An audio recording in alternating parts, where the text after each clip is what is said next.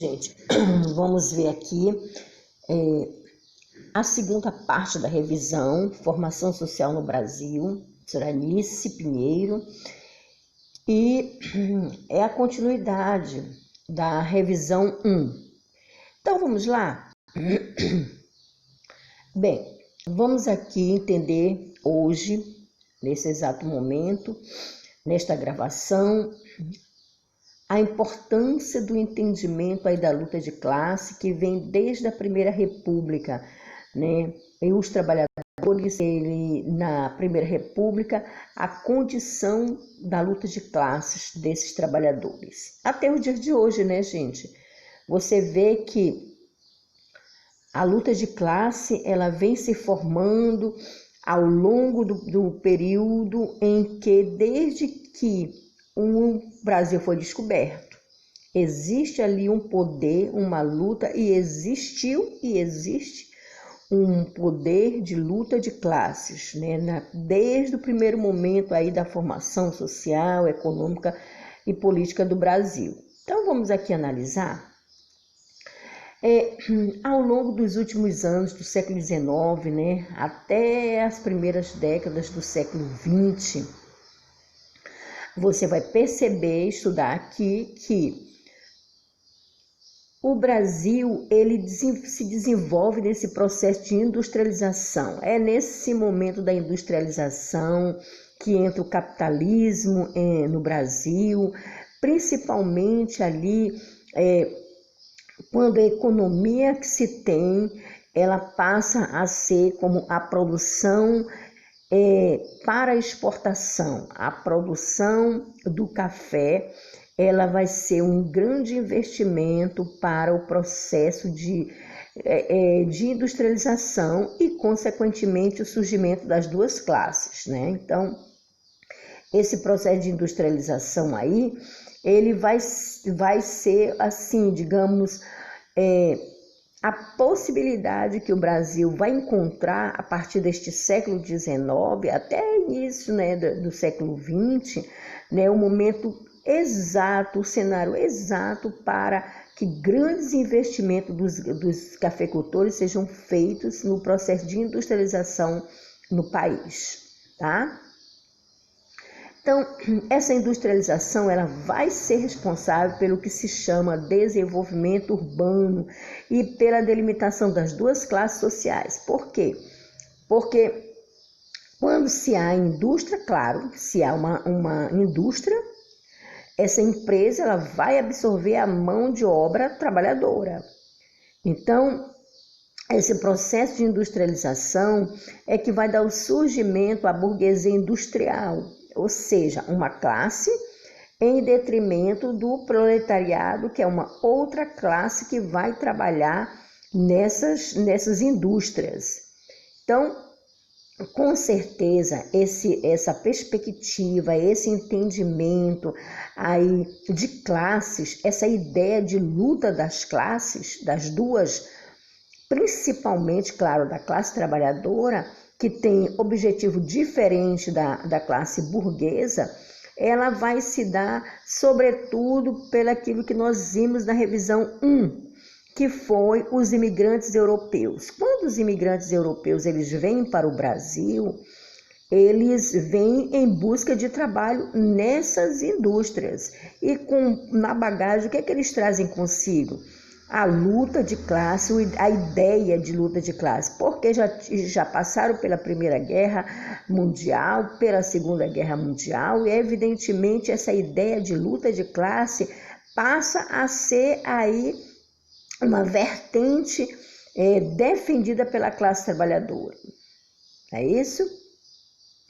Então, com certeza, esse movimento de imigração, esse movimento de imigração, melhor dizendo, dos europeus, vai ter uma receptividade muito boa por parte desses trabalhadores urbanos brasileiros, que já estavam aí nesse processo de formação de uma miscigenação de várias raças, como vimos na primeira revisão.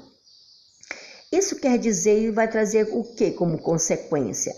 vai trazer como consequência nada mais, nada menos do que a eclosão, do que a explosão, do que o aparecimento de vários movimentos que reivindicavam melhores condições de vida para os trabalhadores. Então, isso aí vai trazer uma mudança radical na sociedade, né?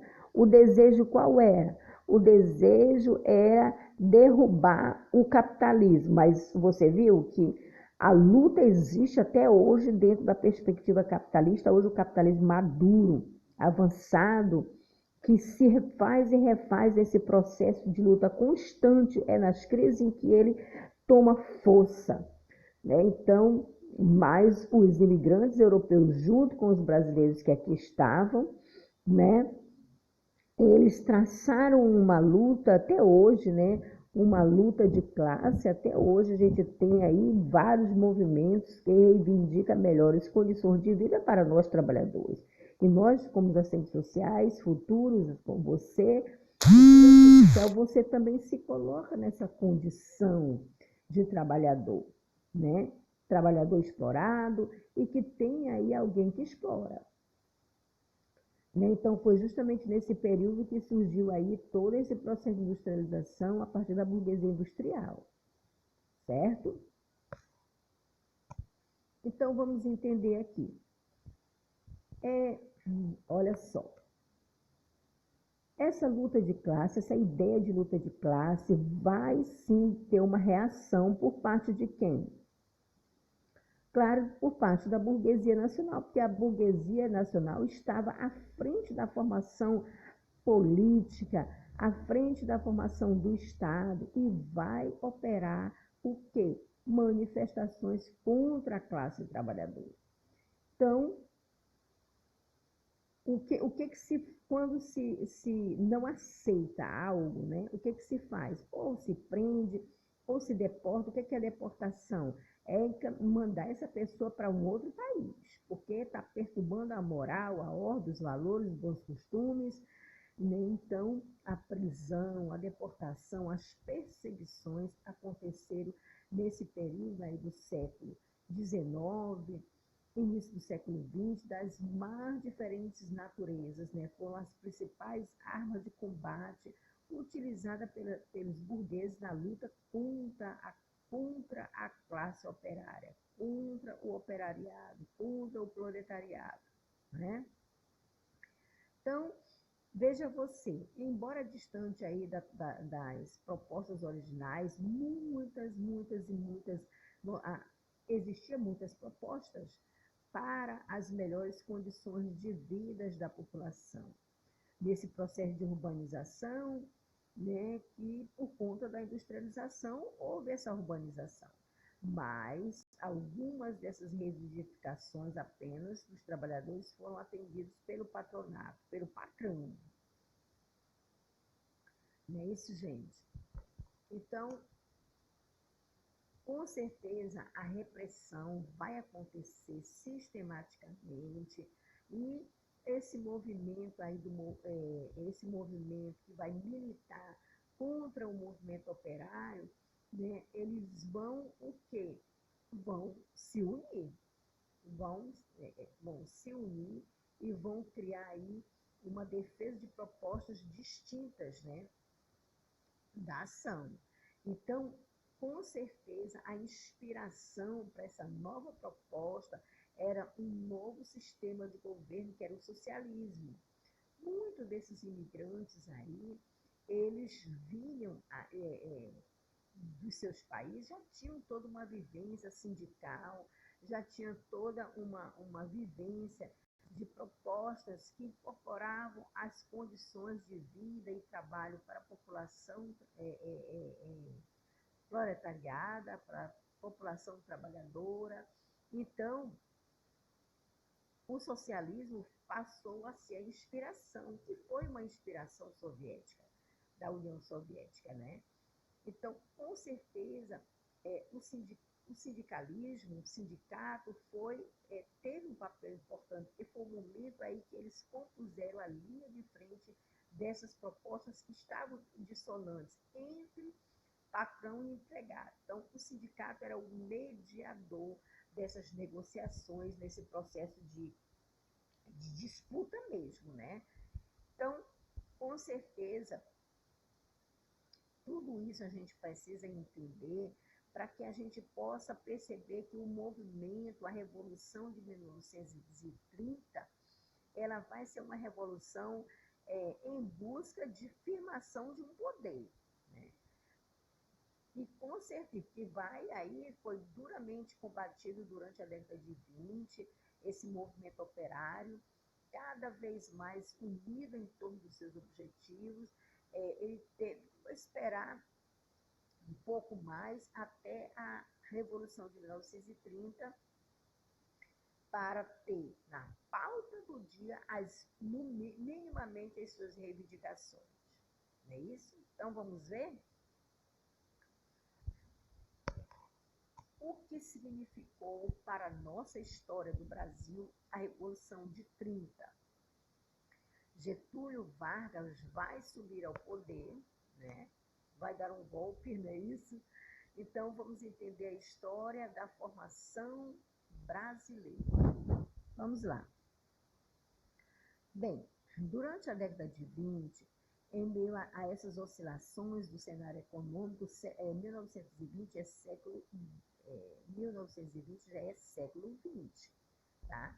Em meio às oscilações do cenário econômico nacional e internacional, ocorreram aí no Brasil as manifestações de cunho político, de cunho social, cunho cultural, que vai balançar as bases da República Velha. A República Velha não vai cair na prova, mas você vê que foram essas bases da República Velha que vai dar sustentação para esse movimento que vai surgir na República Nova, né? Então, qual foi aí o movimento mais que a gente pode dizer aí que foi de mais impacto no Brasil? Foi o movimento do tenentismo. Você lembra que nós já estudamos sobre o movimento do tenentismo, que foi um movimento dirigido pelos militares, né?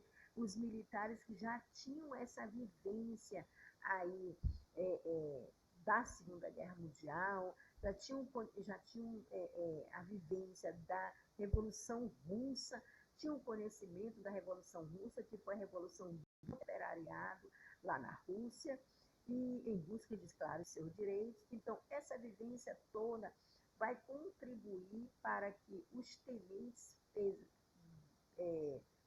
tomem parte neste movimento dirigido por eles mesmos, né? E aí, qual era o objetivo aí? Era tomar o poder mesmo, né? A República Velha fica para trás, que são aquelas grandes oligarquias, né, em que o tenentismo vai fazer esse movimento para tomar o poder, e aí eles, para dar sustentação a esse movimento dirigido pelos militares, eles acabam formando o Partido Comunista do Brasil, PCB. Outro momento também que se destaca, né, na passagem da República Velha para a Nova República foi a Semana da Arte Moderna, em que vários compositores, vários autores começaram a escrever sobre literatura, sobre música. Então, essa Semana da Arte Moderna falando acerca dessa situação em que o Brasil estava passando. Então, isso foi ponto também central, a Semana da Arte Moderna, junto ao tenentismo, para acabar com a República de uma vez por todas, com a oligarquia, com a República Velha. Não é isso? Então, do ponto de vista eleitoral, gente, no início da década de 20, o descontentamento da República Velha, o descontentamento com os rumos político e econômico da República Velha vai fazer com que dois estados se aproximem ainda mais, né? Além do que, outra aproximação que vai dar e vai dar muito certo são os estados do Rio Grande do Sul, Bahia, Rio de Janeiro e Pernambuco. Qual era o objetivo aí? tivesse um candidato que pudesse representar, né, principalmente esses estados aí, né, e derrubar a República Oligárquica. Então, qual era a estratégia, qual foi a estratégia utilizada? Foi o pacto entre Minas Gerais e São Paulo. É a política chamada política de café com leite, em que um ano estava Minas no poder, um ano estava São Paulo, um outro ano estava São Paulo, o outro Minas. Iam se revezando, iam se fortalecendo. E aí a República Velha foi a República Oligárquica foi se enfraquecendo. Né? Então, com certeza, essa estratégia vai durar um bom período, até em que você com certeza deve lembrar, na crise de 99, né, a crise dos cafeicultores, a crise da exportação, a crise da importação do café brasileiro, eles começaram, então, esses dois estados a romper, né? Entrar em crise por conta dessa crise econômica mundial do café, da importação do café. Ora, qual é a consequência dessa ruptura do pacto político? Era um pacto político firmado entre Minas Gerais e São Paulo em 1929, né? Só que em 1929 houve toda essa crise econômica de importação do nosso produto, que nesse momento já era o café, século XX. Então, quando há este rompimento aí, passa a ter como resultado a formação da Aliança Liberal, que vai ser constituída aí por representantes dos estados de Minas, Rio Grande do Sul e Paraíba. Então, prestem só a atenção nessa dica. A Aliança Liberal, essa aliança formada, ela vai indicar Getúlio Vargas como candidato à disputa das eleições. Tá? Mas quem é que vai ganhar essa disputa política? Que vai chegar à presidência? Vai ser Júlio Prestes, eleito, mas não chega a assumir, porque vai ter esse golpe aí, né, gente? Então, você vai ver que tudo que resulta, gente, tudo que a gente percebe até na nossa história é resultado de golpe. Então, essa Revolução de 30 vai ser nada mais, nada menos do que uma revolução para colocar Getúlio Vargas no poder. Então, Júlio Prestes é eleito, mas não chega a assumir. Essa aliança liberal, como eu já disse, aliança liberal, já expliquei, né? É a aliança que não se formada por Partido Liberal, aí uma aliança liberal que indicou Getúlio Vargas como candidato à disputa das eleições, mas não ganhou, mas não se contentou por ter perdido. E o que vai acontecer? Né? O que vai acontecer? O levante militar, aquele do tenentismo, né, vai resultar na Revolução de 1930. Então, você lembra, Getúlio Vargas, ele vai se unir aí a partir da Aliança Liberal com os tenentes, e aí há essa revolução para a tomada do poder. E ele vai assumir o poder, e aí, mesmo não tendo sido eleito, Júlio Prestes que foi o eleito, mas não assume, porque os tenentes se uniram aí com essa aliança liberal, que tinha como representante Getúlio Vargas, e acaba assumindo o poder e implanta um governo provisório, ou seja, ele foi ficando, e a gente vai ver o que aconteceu a partir daí. Então, veja você, em 1930, ele assume este governo provisório a partir da Revolução de 30. O que foi a Revolução de 30? Foi nada mais, nada menos do que a tomada do poder de forma na marra, né, por Getúlio Vargas, né, que se uniu aos tenentes, que é o que a gente chama de levante militar. Então, em 1932, né, gente, forças políticas de São Paulo vão aí, vão lutar em prol de um episódio que nós vamos ficar conhecendo como a Revolução Constitucionalista. Por quê? Porque agora, com Getúlio Vargas, mesmo no governo provisório, principalmente essas forças do sudeste de São Paulo, onde o café ali era a economia que mandava no pedaço, eles queriam aí uma nova Constituição. Esse episódio ficou conhecido como a Revolução Constitucionalista, tá? Esse movimento aí, ele foi um movimento abafado, derrotado, mas com certeza muitas dessas reivindicações aí vão ser atendidas. E a principal delas, qual seria? Você lembra?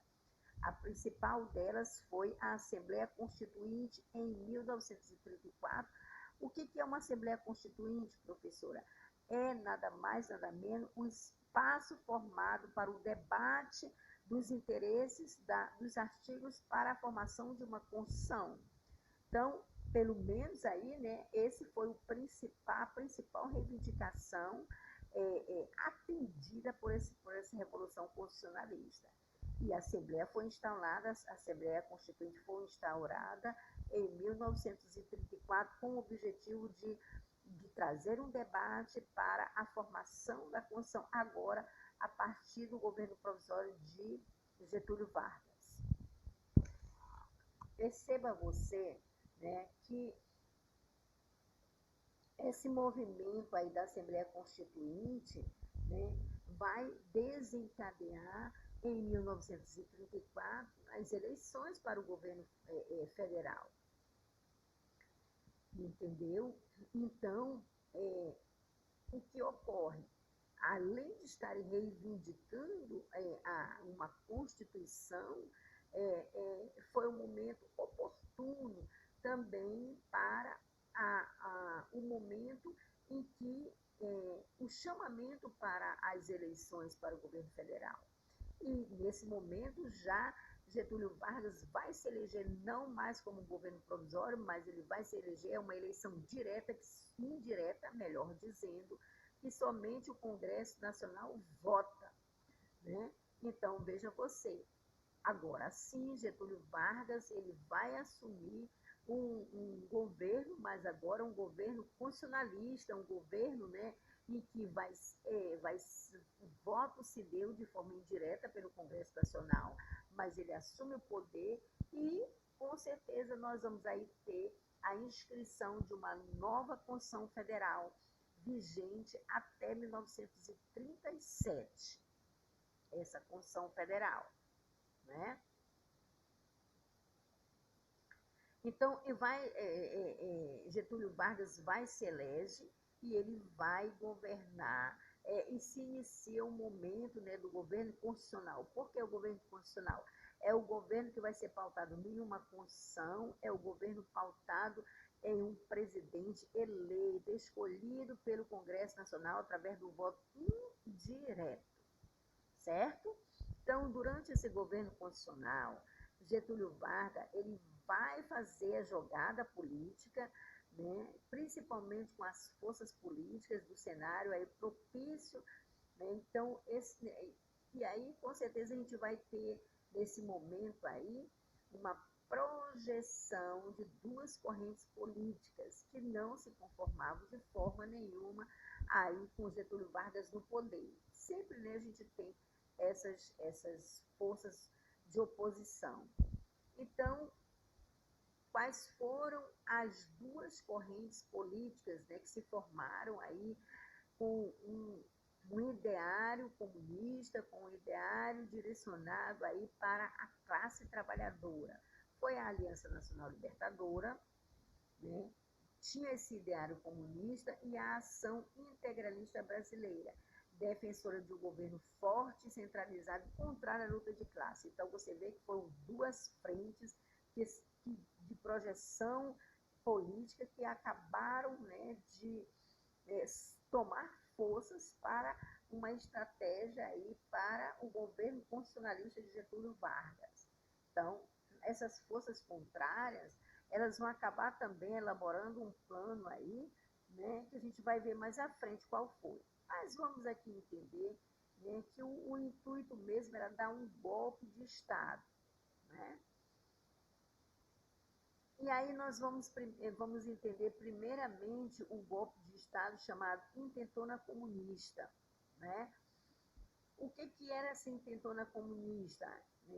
Esse partido aí, que é a Aliança Nacional Libertadora, que encabeçou a chamada, que você também já estudou, a Intentona Comunista, foi a ideia de disseminar ideias no Brasil de que, a partir agora de Getúlio Vargas, o comunismo estava entrando, o comunismo estava chegando no Brasil, e isso despertou um certo medo, um certo terror da população brasileira. Mas o intuito aí foi realmente, por isso que o nome é denominado Intentona Comunista, foi mal sucedido esse golpe aí de Estado que queriam para tomar o poder de Getúlio Vargas. Né? Por outro lado, aqui a gente vê, né, que a ação integralista brasileira, a AIB, a conhecida AIB, né, embora tenha se aproximado de Getúlio Vargas, vendo que esse daí era um plano milaborante para tirá-lo do poder, ele extingue, né, essa AIB através de um decreto governamental em 1937. Então, tudo isso era com o objetivo de depor, de tirar Getúlio Vargas do poder. E ele, para se fortalecer, o que ele vai fazer? Ele vai se aproximar de quem, gente? Vai se aproximar do Exército Brasileiro, né? Então, você vê aqui que ele se aproxima desse Exército, né, brasileiro. E ações aí como essas aí orquestradas pela ANL e a AIB vai criar condições com certeza para a implantação do Estado Novo, porque é como se eu dissesse assim, eu tenho que fazer alguma coisa, alguma estratégia, porque senão esses camaradas aí desses partidos vão acabar me depondo. Então, foi um cenário propício e foi uma justificativa também para a criação, para a implantação do Estado Novo de Getúlio Vargas, né? Uma nova forma de governabilidade. Por quê? Porque a classe trabalhadora, cada vez mais oprimida, queria direitos, né? Então, ou você vai ter uma nova alternativa de conduzir o Brasil, ou então esses dois partidos aí começaram a criar aí condições, orquestrar condições para tomar e para depor em Getúlio Vargas, né?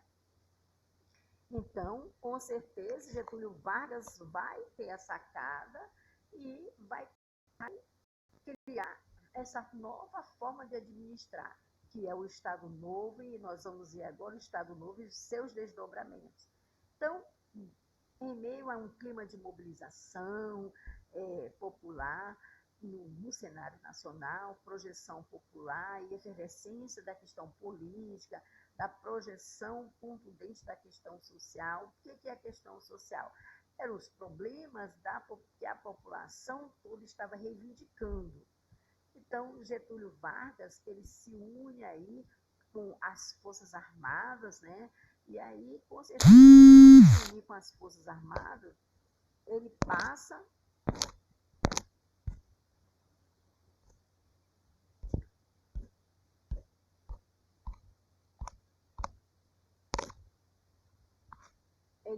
a ter muito mais poder, né, gente? Desculpa aí que caiu aqui a aba e eu estou gravando, acabou que vocês acabaram vendo algo que aconteceu aqui no celular, acabou até prejudicando com certeza assim, a apresentação. Mas estamos aqui nessa lâmina, né? Então vamos analisar para você ver aí a importância desse contexto aqui, né, gente?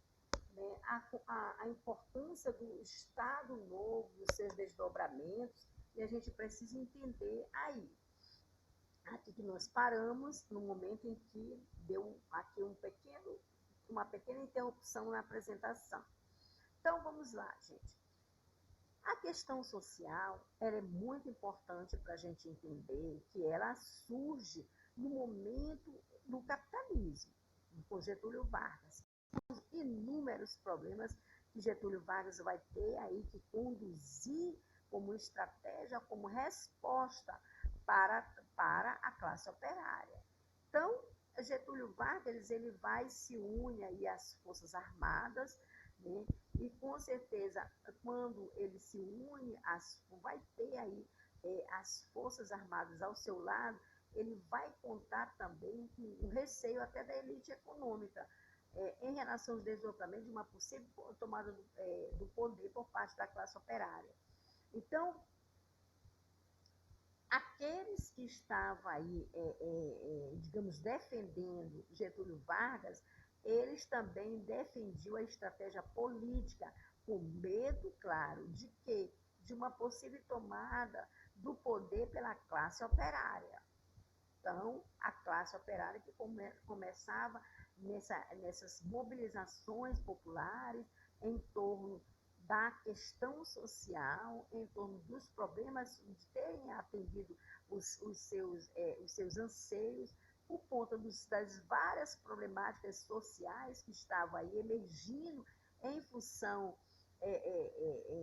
desse novo momento que o Brasil estava vivendo, da industrialização, por conta da economia cafeeira, né, possibilitou que o Brasil passasse a ter um processo de industrialização. Então, essas mobilizações populares foram tomando cada vez mais corpo no Brasil e aí uma efervescência política que vai contribuir para que houvesse, naquele momento histórico, o grande,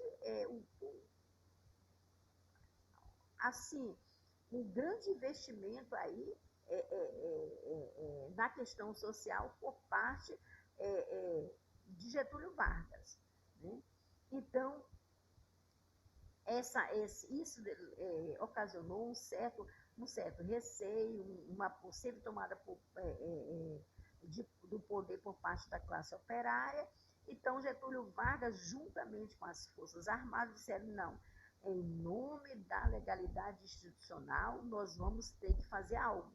E aí, a partir desse momento, que ele vai decretar um Estado novo, né? Esse Estado novo também, ele vai ser instaurado assim, de forma bem mais rápida, bem mais antecipada, e a gente precisa também entender isso aí, porque as forças opositoras começaram foi a primeira fake news, né, gente? A apresentar um documento forjado chamado Plano Cohen. Esse Plano Cohen foi a primeira fake news, foi um complô, né? um plano para instaurar no Brasil que a soberania nacional estava aí em xeque, né? Que a classe operária poderia a qualquer momento tomar o poder. Né? Então, levou aí os vários segmentos da sociedade, até mesmo os mais liberais da sociedade brasileira, a admitir uma ação mais contundente por parte do governo. Então, o governo vai precisar fazer algo para poder não se ver ameaçado e nem se ver ter a soberania nacional e os interesses do capital ameaçados. Não é isso? Então, em nome da legalidade institucional, Getúlio Vargas vai decretar um Estado novo, né? Por conta desse boato de que a classe trabalhadora ia tomar o poder a qualquer momento, né? E isso aí ia dar aí, ia ser um grande problema para a classe burguesa e principalmente para os interesses do capital representado por essa classe burguesa. Né? Então, esse foi um plano Cohen de fake news, que não estava nada acontecendo, isso não foi balela, né? A classe operária queria os seus direitos, né? Então, foi com esse pensamento aí que Getúlio Vargas decreta o Estado Novo, certo? Gente, seguindo adiante, nós vamos ver que Getúlio Vargas ele vai se unir a essa, durante o Estado Novo, ele vai se unir, vai fortalecer cada vez mais as Forças Armadas, né? E passa a ser essas Forças Armadas um grupo com forte inclinação nacionalista, partidária, para a modernização industrial, né? Então, essa união deu certo, deu muito certo, por quê? Porque era uma forma de impedir a recomposição do monopólio do poder por parte daquelas, lembra, daquela República Velha, daqueles oligarcas rurais, né? Então a oligarquia rural não estava morta ali, não. A qualquer momento elas poderiam se unir em torno dos seus objetivos rurais, em torno da ruralização, do aumento aí das terras, né? Então, elas estavam ali naquele momento também lutando, né, pelo seu pedaço, né, gente? Então, os mais variados grupos com os quais Getúlio Vargas teve que lidar durante o Estado Novo, destaca qual deles? O principal aí, grupo era a burguesia industrial, né? A burguesia industrial, somando-se aí ao proletariado urbano e aos grandes latifundiários. Então, a estratégia foi imprescindível, né? Por quê? Porque aí temos interesses diferentes, né? A burguesia industrial queria cada vez mais o avanço da industrialização, o proletariado urbano que veio para a cidade em busca de emprego tinha um outro interesse, que era o interesse dos seus direitos, e os grandes latifundiários que queriam o avanço das terras conquistadas, né? Então, tudo isso aí, devido ao fato de nenhum desses grupos ter sido capaz de alcançar a hegemonia no poder, de 37 a 45 foi marcado, né, por uma paralisação aí de projeção de conquistas, vamos dizer assim, na figura de Getúlio Vargas. Então, foi um momento que não houve um certo avanço, né, porque a jogada econômica e política com um outro para que pudesse se manter no poder. Getúlio Vargas continuar se mantendo no poder. Então, o que ele fez aí? O que ele decidiu a partir daí? Negociar uma estratégia de ação para cada um desses grupos para poder ter governabilidade, né, gente? Em relação aos trabalhadores, ele vai implantar o que se chama sindicalismo corporativo, que nada mais é do que incorporar o sindicato nas empresas, mas com interesse do governo e não no interesse das reivindicações da classe trabalhadora, né? Então, essa luta aí por direitos trabalhistas, muitas delas, né, beneficiaram a classe trabalhadora. E houve, sim, avanços importantes no campo da luta pelos direitos trabalhistas. Então, você vê que o sindicato ele estava a serviço dos interesses do governo, né? Então, foi a estratégia encontrada por Getúlio Vargas para que o sindicato não se fortalecesse e não ficasse apenas em função dos interesses da classe trabalhadora, né? Então, o Estado Novo, gente, ele vai ficar marcado também aí pela aproximação de Getúlio Vargas com os grandes intelectuais. Quem vai ganhar com isso é o setor educacional, né? Então, Getúlio Vargas ele visava angariar a simpatia de todos, principalmente dos formadores de opinião, em prol da sua causa governamental. Então, o investimento no setor educacional visava preparar a sociedade para a inserção de um novo momento histórico, de uma nova realidade, caracterizada pela vida urbana e pelo desenvolvimento industrial que ocorria desde 1930, tá, gente? Então, no momento que ele assumiu, aí o governo provisório, agora não, ele assumiu pelas vias eleitoral, o processo eleitoral indireto do Congresso Nacional. Então, ele começou a utilizar dessas estratégias com aqueles que estavam aí como pedra no seu sapato. E se aproximou dos intelectuais, porque, bem, esses intelectuais, que com certeza são os professores, são formadores de opinião, e aí eles vão militar em causa governamental. E qual foi a estratégia? Foi investir no setor educacional para preparar a sociedade para esse novo momento histórico, a partir desse desenvolvimento industrial que se deu a partir do processo de urbanização.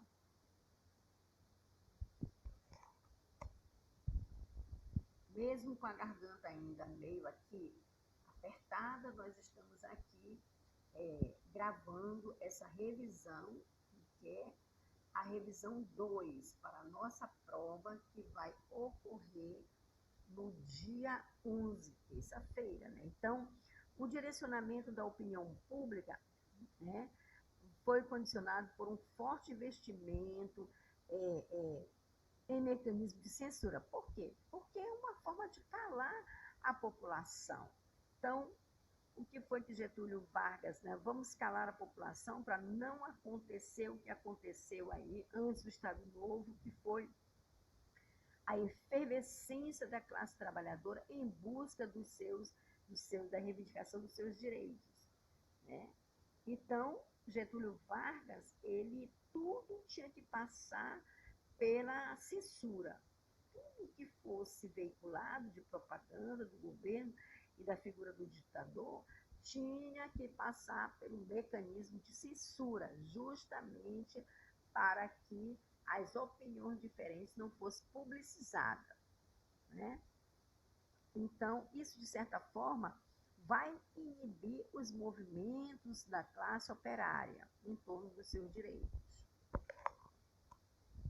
Já no plano internacional, a política do Estado Novo, a política de Getúlio Vargas, né, ela vai aí trazer como lógica da barganha, como lógica para se fortalecer, foi a negociação com forças oponentes, representada por 77 países, né? Então, ele vai aí negociar com essas forças opositoras, representadas principalmente aí com países como a Alemanha, com os Estados Unidos, né? Então, em 1942, né, gente, você sabe que em meio a essa Segunda Guerra Mundial, Vargas, ele vai se aliar, né, aos Estados Unidos, e não foi à toa que ele acabou mandando as tropas brasileiras para combater em solo europeu ao lado dos Estados Unidos, que já era aquele vizinho, lembra? Aquele vizinho de 1930 que comprava, porque era um cliente comprador, né? Então, isso aí vai fortalecer ainda mais as relações internacionais. E aqui, gente, né? Então, o término dessa Segunda Guerra Mundial, o governo ditatorial de Vargas não pôde mais se sustentar, né? E aí, o que acontece?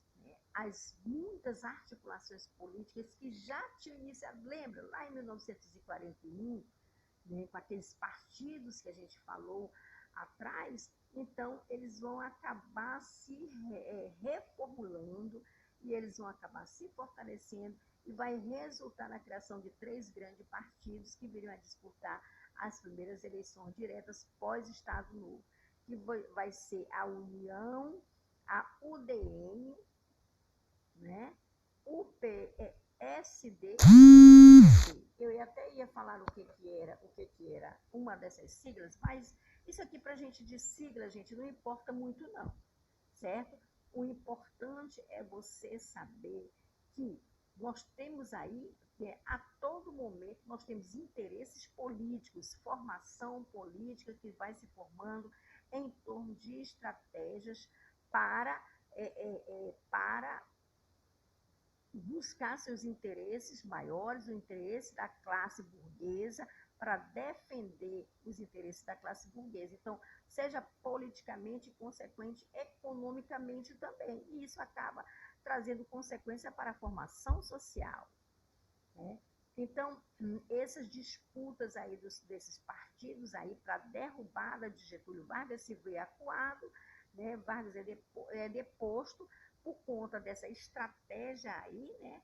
Desses partidos aí, ele é deposto, né? Porém, gente, ele vai voltar aí para sua terra natal, São Borja, de onde voltará à presidência. Agora sim, pelo voto direto.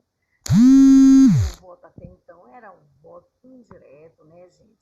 Então, indireto pelo Congresso Nacional. Então, ele vai voltar à presidência dos braços do povo. Por quê? Porque, quer queira, quer não, ele foi um grande estrategista que soube dialogar, fazer suas articulações políticas e, ao mesmo tempo, ele foi um dos que, de certa forma, mesmo sendo um ditador, mas ele acabou revertendo aí muitos benefícios em prol da classe trabalhadora. E é claro que no momento em que há a primeira eleição direta, é claro que o povo vai escolher quem? Getúlio Vargas. Então ele vai voltar à presidência nos braços do povo. Tá, gente? Eu até deixo para você aqui, para você assistir, gente. Assista esse vídeo aqui sobre a Era Vargas, a importância da Era Vargas para nós, ele é fundamental para o entendimento do surgimento do capitalismo, nesse processo de industrialização e de urbanização que vai trazer inúmeras questões sociais. É um momento que o serviço social ele começa a tomar corpo no Brasil e é importante você entender esse momento histórico. Então, deixo aqui para você assistir também a Era Vargas e vai dar aí a sustentação para o seu aprendizado ainda maior. E também, claro, para você analisar e até mesmo responder questões que nem essa. Elabore algum comentário, faça um comentário, uma redação de 10 linhas, né, sobre as relações que podem ser estabelecidas entre a questão social. O que é a questão social? São os inúmeros problemas que começaram a surgir desde o momento em que Getúlio Vargas deu um golpe, né?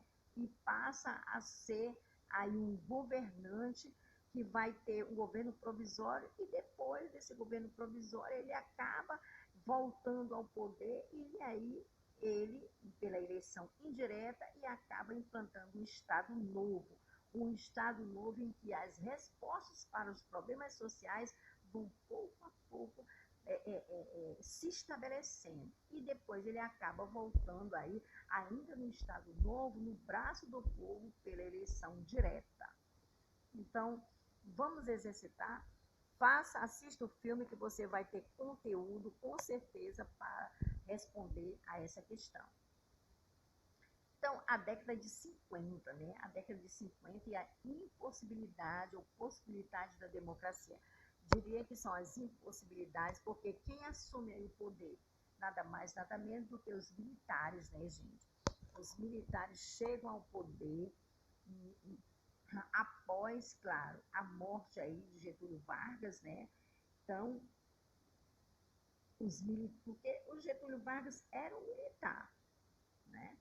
Mas os militares, eles vão aí, as Forças Armadas, elas vão dominar o país durante 20 anos, 20 longos anos, né? Então, o contexto que levou ao golpe militar de 64 e as contraditórias forças políticas que se encontravam no cenário nacional da época, vai aí levar a uma ameaça comunista. Na verdade, não existia comunismo, nunca existiu comunismo no Brasil, nunca existiu, isso é balela, mas foi um momento assim que os militares acabaram disseminando tudo isso para quê? Para dar um golpe, que foi o golpe de 64, né? Então, a debilidade institucional dos sociedades brasileiros, o desrespeito das Forças Armadas com a ordem democrática que foi constituída nos anos anteriores e sua completa ausência, né, depois deste golpe aí, ainda que mascarada no bipartidarismo e numa carta constitucional. Porque aí, a partir daí, né, gente, surgiram dois partidos que também não vai cair na prova, né?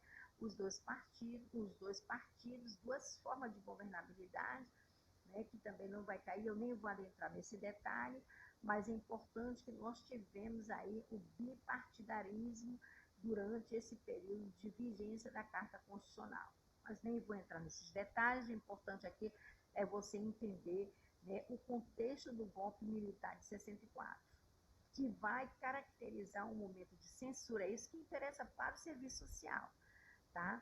Um momento de censura, um momento de busca de estratégia do serviço social, que entrou em 1930 no país e que ele teve que se conter, né, por conta dos militares não há nenhuma forma de se manifestar, dos movimentos irem às ruas, dos movimentos reivindicarem por conta aí dessas forças militares, né?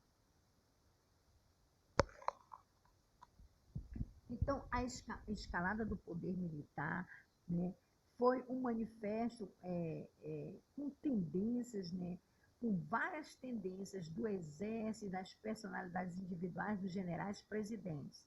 Os generais presidentes, gente, eles eram generais mesmo, né, do exército, das forças armadas, eles tinham aí um poder executivo fortemente centralizado na sua pessoa, recheado de demagogias, de falsas promessas, de promessas em que ia democratizar o país, né? Então, um dos principais instrumentos do autoritarismo que a gente pode considerar nesse período militar foi dos atos institucionais, as leis. O que foram os atos institucionais? A primeira coisa foi o fechamento do Congresso Nacional, o Congresso Nacional onde estão os deputados que fazem as leis, né? Então, esse momento aí, esse aspecto sistêmico jurídico da ditadura, com certeza vai ter grandes repercussões para a sociedade civil. E a mais latente foi o total cerceamento da liberdade de expressão da camada popular. Então, a classe trabalhadora se cala e vai ser um período bastante longo de cala-boca, vamos dizer assim, né, para você entender melhor, por conta dessa forma, dessa escalada do poder militar, né, através do exército, da tendência do exército brasileiro nas pessoas dos generais presidentes. Então, é claro que a forma de organização do Estado em torno de uma parcela minoritária, né, e dominante, essa parcela ela é pequena, mas ela vai acabar dominando o país e impondo seus objetivos e interesses para toda a sociedade como se fosse um projeto de todos. Mas, na verdade, era um projeto elitizado, é um projeto pelo qual foi se formando aí politicamente, economicamente, culturalmente, socialmente, o Brasil, e que a gente vive até hoje. Né? Existe aí uma organização em torno do Estado, né, dessa parcela minoritária e dominante, com o interesse de que o capital se perpetue, de que o interesse capitalista se perpetue. Né? E aí isso demonstra para todos os brasileiros, para toda a população, que isso é um projeto de todos, inclusive da classe trabalhadora, né? Através da ideologia que hoje aí estão nas mídias, mas a ideologia aqui falada, representada por esses generais, era só eles que podiam se manifestar, era expressas dos seus discursos, mas a população trabalhadora não tinha mais o direito de reivindicar nem se organizar. Isso. Então, eu trago aí também, que eu acho muito interessante, não só comentar aqui, mas você também entender, fazer uma reflexão aí, a partir de uma leitura sobre um outro olhar, de um filme, né? Para você ver como foi que aconteceu esse momento da formação socioeconômica e política do Brasil. Então, reflita aí a partir desse filme aí, desse videozinho, desse pequeno vídeo, certo? E aí você vai ver este vídeo ainda hoje, tá? E você vai entender, com base nesses estudos aí, você vai poder observar a discussão terminológica sobre os eventos de 64. Você vai entender ainda mais, a partir do que eu falei aqui, o golpe militar ou revolução militar, né? O que vai justificar toda essa ação que vai desencadear a ditadura segundo essas visões aí. Então, né, a visão da história em si, a história por si já é contada por vários autores, e você vai entender como foi que se deu esse evento de 64, ok? Então, não deixe de dar uma olhada rápida neste vídeo, e com certeza vai trazer muitas informações para você completar o seu entendimento, seu raciocínio aí estudantil. Então, eu também estou trazendo para você aqui, de repente pode ser até que caia, né? Faça um comentário aí sobre a relação entre os atos institucionais, porque quando você for assistir este vídeo aqui, ó, com certeza, quando você for assistir este vídeo, você vai poder entender ainda mais, né? E a relação dos atos institucionais que acaba fechando o Congresso Nacional, né, que acaba aí dando uma legalidade para os generais durante a ditadura militar, né? E a sociedade civil vai ficar acuada frente a esses atos institucionais aí, vai restringir o poder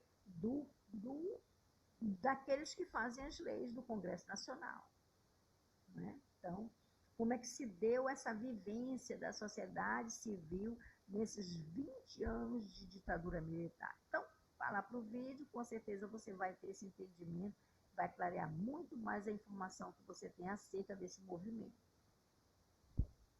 Tá? Eu deixo também um outro que eu acho muito importante também, é o período do regime militar. O que foi, né? Você vê que aí nós vamos ter a caça aos trabalhadores. Quem se manifestava aí foi deportado, né? Recebia aí muitos cacetetes na costa, a população foi calada. E claro, o medo passou a tomar conta da população, que teve acuado aí o seu direito de expressão. A expressão foi um dos primeiros movimentos aí que o regime militar trouxe para calar a boca da população brasileira, principalmente da classe trabalhadora, né, gente? Então, com isso, nós tivemos aí nossas duas revisões de aula. Foi a revisão 1, esta é a revisão 2, e você vê que todo esse entendimento que eu trago, muito fácil, de maneira bem fácil, e aí você vai, né, incrementar este pensamento a partir desses vídeos aqui sobre regime militar que eu deixei, principalmente esse aqui da formação socioeconômica e política do Brasil. Então, por favor, não deixe de ver, não deixe de estudar, para que todos possam ter uma excelente prova dia 11, e sabendo que são 8 questões de marcar e 2 de responder, a prova vai ser encaminhada pelo e-mail da turma e vai ser devolvida pelo e-mail aldenice.primeiro@yahoo.com.br, e você vai fazer a sua prova no horário de aula, no dia 11. Então, logo termine, a aula termina às 11h30 e você vai devolver para o e-mail devidamente, o e-mail que eu acabei de falar, da professora devidamente respondida. Então, aguardamos de você com uma excelente prova. Não deixe de ver aí os vídeos que são importantes para o embasamento teórico, metodológico, de todos os alunos, certo? Então, muito obrigada e vamos nos encontrar no dia da prova. Um abraço em todos e boa sorte para todos e todas.